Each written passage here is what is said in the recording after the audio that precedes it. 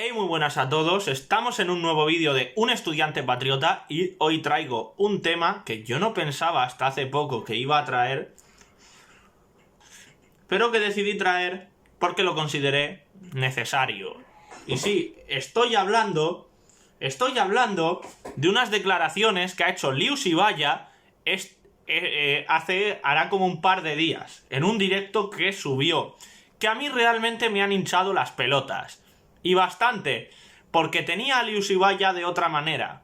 O sea, yo la tenía de otra manera después de haberla visto participar en directos, en vídeos musicales con Infoblogger, El Murciano Encabronado, Los Meconios. O sea, la veía una persona mucho más sensata de lo que he visto en este vídeo que os voy a mostrar ahora después. De verdad, me he quedado flipando. No me lo podía creer. No me podía creer lo que estaba viendo. O sea, sigamos adelante con el vídeo y descubriréis a qué me refiero. Empezamos.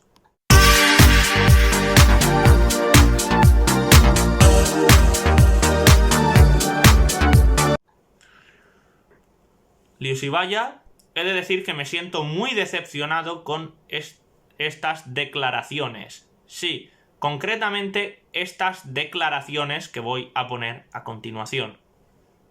Vox dice que quiere considerarlo como violencia doméstica, incluir hombres, niños y personas que residen en el mismo núcleo familiar. Es que es diferente, es que no es lo mismo la violencia doméstica que la violencia machista. Quiero decir, en términos de... Porque, joder, lógicamente esto lo he estudiado bastante y al igual que os digo, que muchas de las medidas que se toman actualmente desde el gobierno me parece una barbaridad y que no sirven para demasiado, me parece una barbaridad negar que la violencia machista exista. O sea, la violencia doméstica es una cosa, pero la violencia machista es un concepto histórico que históricamente se viene produciendo desde hace muchísimos años y viene derivado de una estructura social en la cual la mujer era claramente inferior al hombre. Es que negar eso, pues es como negar el holocausto. Es que, o sea, quiere decir que si nos queremos poner en esos términos conspiranoicos, yo entiendo que decirlo ahora mismo, o sea, hoy en día no es para nada popular, que te lo pueden sacar del contexto, que es como, bueno, de feminazi peligrosa, pero es que es la realidad, es que es lo que hay. Impresionante, ¿verdad? Como una youtuber que todos pensábamos que era de derechas, que era antifeminista y demás, nos ha engañado a todos de esta manera. Y digo que me siento muy decepcionado con estas declaraciones, principalmente porque fui una de las primeras personas de este sector de YouTube en conocerte, en seguirte en tu canal y directamente en hablar contigo. He de confesar que esto no me lo esperaba de ti, que te veía bastante crítica con el feminismo y con la ideología de género. Pensé sinceramente que estabas por encima de esta clase de falacias en las que has incurrido en este vídeo que has subido y a las que yo quisiera responder. Porque este vídeo de verdad no me pregunto cómo es posible que hayas llegado a hacer esto. Primero, dices que violencia doméstica y violencia machista son cosas distintas y yo te preguntaría en qué te basas para decir eso. ¿No crees realmente que los medios de comunicación califican de violencia machista cualquier acto de violencia cometido de un hombre contra una mujer y que el concepto en sí ha sido inventado por las feministas para calificar todo acto de violencia de un hombre contra una mujer? Porque te puedo decir con total seguridad que el 99,9% de los crímenes calificados como violencia machista en España no han tenido realmente motivaciones machistas en sus móviles, principalmente porque el móvil del crimen no es determinado por los titulares que, tras hacerse eco del asesinato, inmediatamente lo califican como violencia machista. No digo yo que no pueda haber asesinatos cometidos con motivaciones machistas contra las mujeres, pero no puedes saberlo sin estudiar el móvil del crimen. Y la descripción de violencia de género que nos da la Ley Integral de Violencia de Género en ningún momento habla sobre cómo se podría acreditar concretamente el odio machista como móvil del crimen. La Ley Integral de Violencia de Género nos dice lo siguiente sobre la violencia de género en su artículo 1.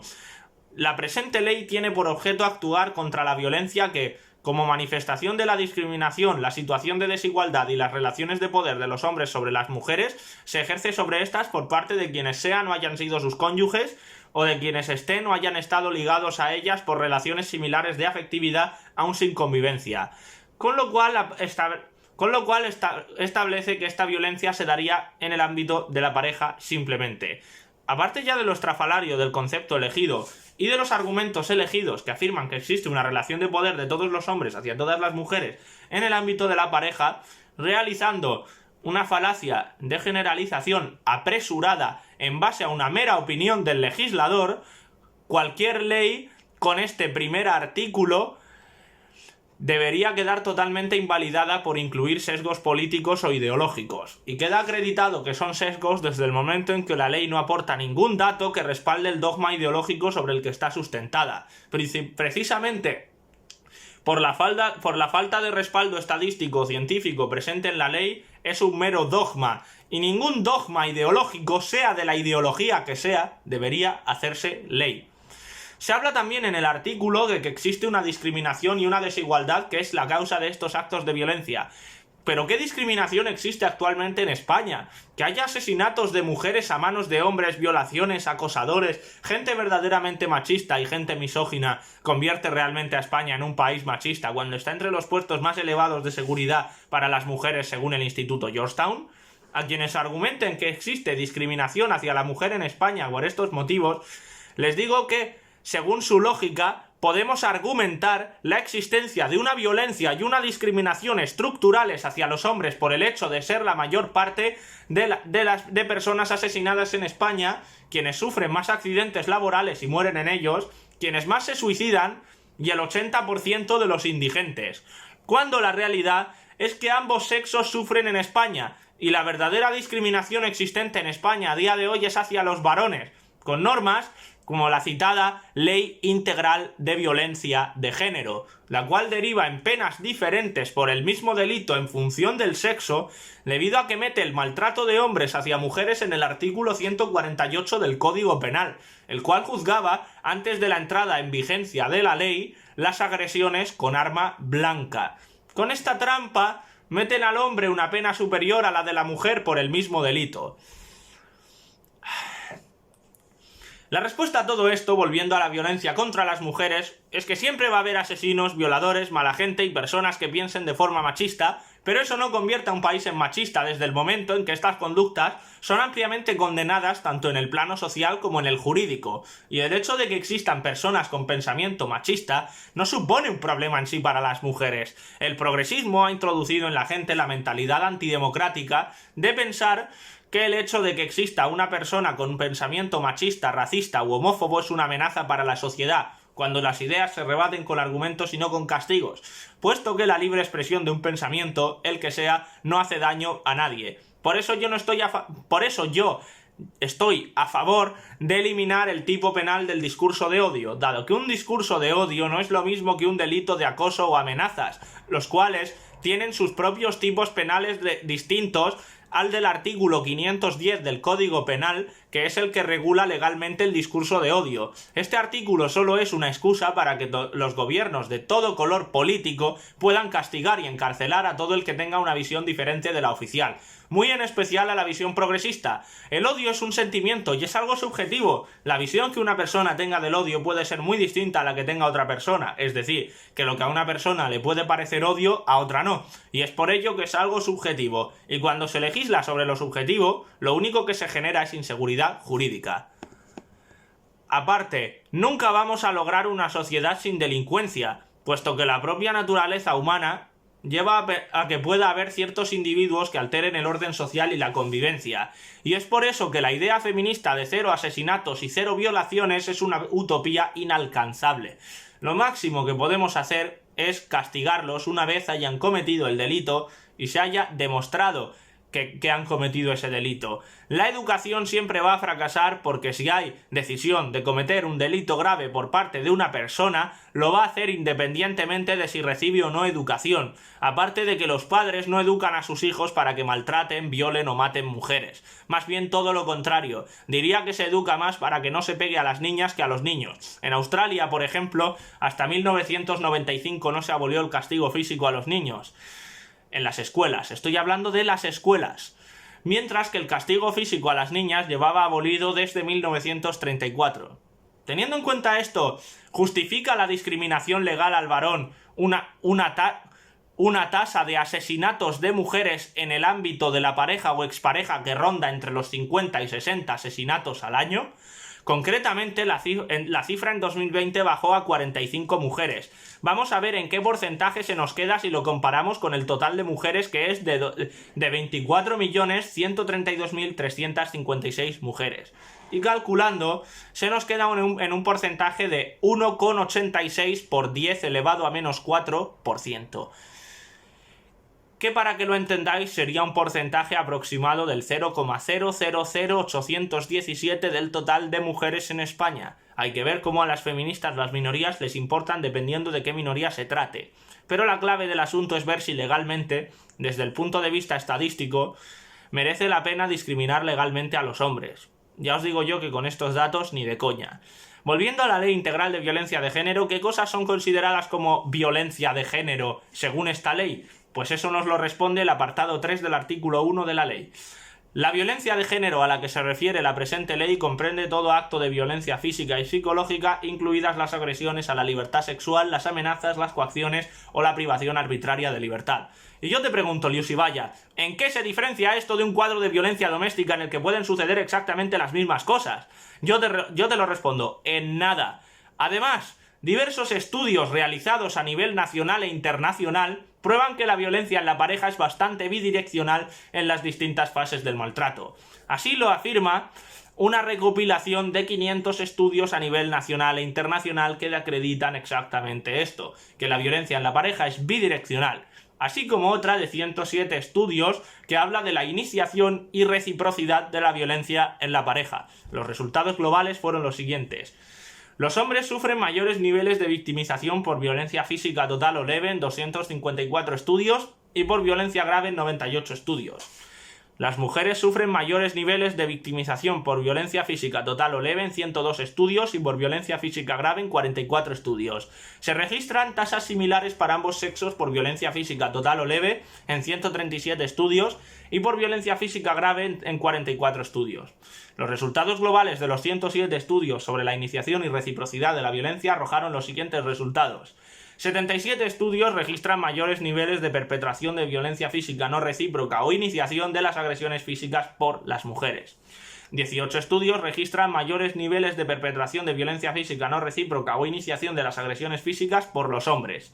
12 estudios registran niveles similares de violencia física no recíproca o iniciación de las agresiones físicas para ambos sexos.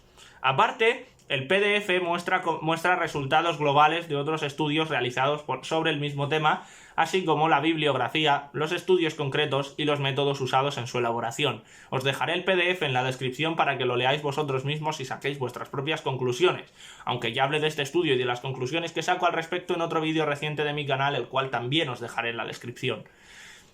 Así que ahora, Liusibaya, no me vengas a decir que existe una violencia estructural contra las mujeres que viene de una estructura social machista en la que la mujer era inferior al hombre, porque es lo segundo más destacable que has dicho en este vergonzoso vídeo de 1 minuto, donde te dedicas a repetir uno de los mantras centrales de la propaganda feminista mientras tratas de ganarte la simpatía del sector antifeminista de YouTube y de la derecha youtuber.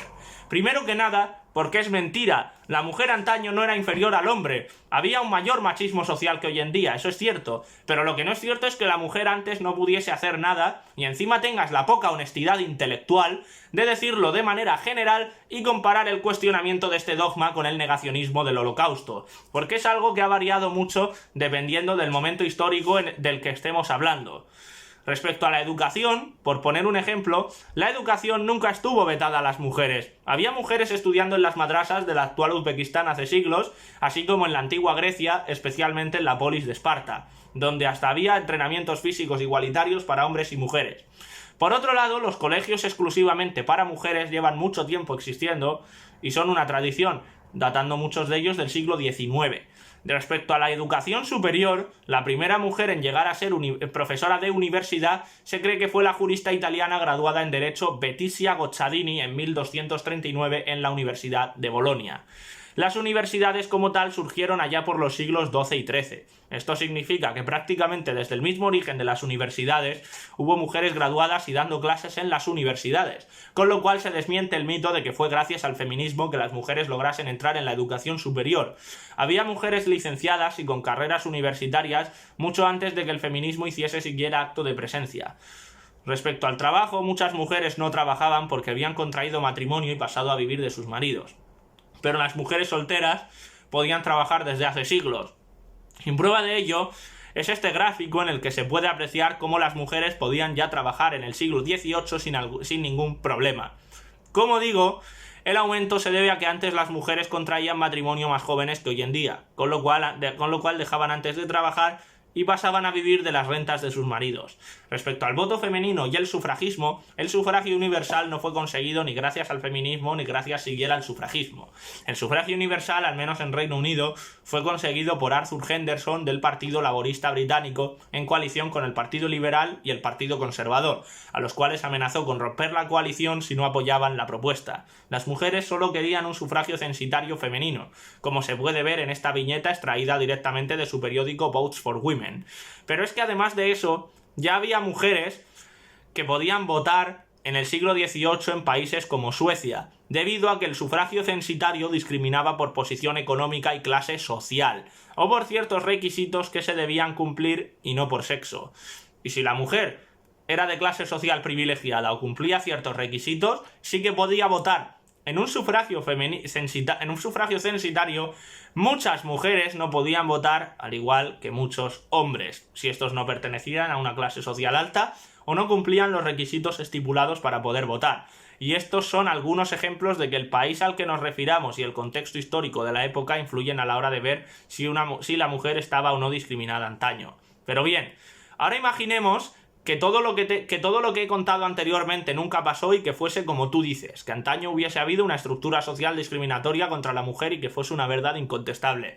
¿Cómo acreditarías que un caso de violencia de un hombre hacia una mujer se ha producido por ese machismo histórico al que te refieres y no por cualquier otra posible causa como lo pueden ser las más habituales, como celos o falta de control de impulsos, así como trastornos mentales o consumo de alcohol o de drogas? ¿Cómo diferenciarías ese móvil de cualquier otro con la normativa vigente que acredita como violencia de género cualquier situación de maltrato de un hombre hacia una mujer dentro de la pareja, como hemos visto antes? Porque la ley de violencia de género considera como tal toda agresión de un hombre hacia una mujer en el ámbito de la pareja, sin importar que hubiese convivencia o no de dicha pareja. Esto hace imposible, con la ley actual, que puedas diferenciar entre los móviles de los diferentes casos, dado que basta con que la agresión se dé por parte de un hombre hacia una mujer en el ámbito de la pareja para que sea violencia de género.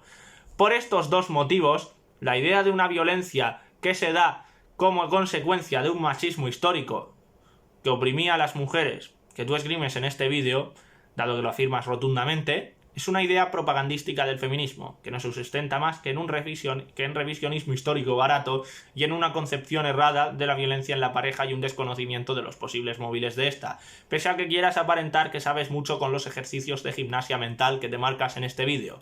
Sinceramente me has decepcionado con esto. Creía que eras lo suficientemente inteligente como para darte cuenta de la enorme mentira histórica y científica que supone esto. Sin embargo, aquí categorizas la violencia de hombres hacia mujeres como una violencia que debe ser tratada de manera distinta a la violencia contra los niños, ancianos y hombres, cuando no hay ningún motivo real para un trato diferenciado, dado que es exactamente el mismo delito y el mismo delito ha de conllevar la misma pena para el perpetrador, independientemente de sus características identitarias, aparte de que un móvil de un crimen no debería hacer el crimen más grave o más importante que otro.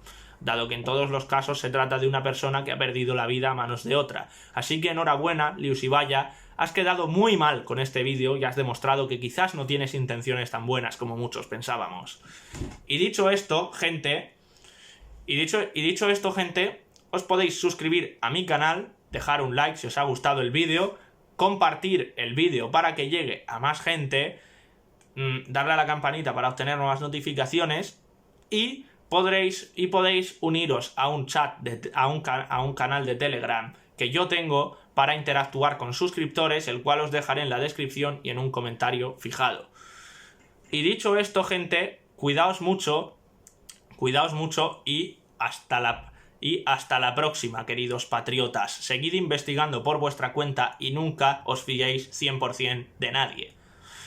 Así que, gente, hasta la próxima. Un saludo.